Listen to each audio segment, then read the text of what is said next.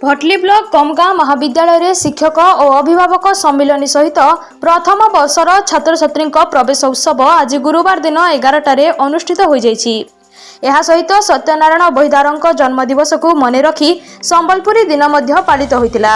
एथिरे जोगदेले भटली बीईओ एही शिक्षक और अभिभावक सम्मिलन में अध्यक्षता करथिले महाविद्यालय अध्यक्ष प्रेमानंद पटेल।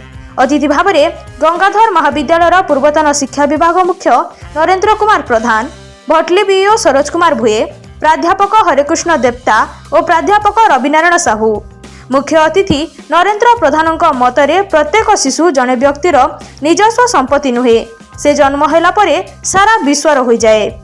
आमे समस्ते निजर पुओ झियो को बड़ लोक भाव नुहे जड़े भल मनीष भाव आशा रखा बोली मंतव्य देथिले। संयोजना और अतिथि परिचय प्रदान करथिले अध्यापक अमीय पटेल।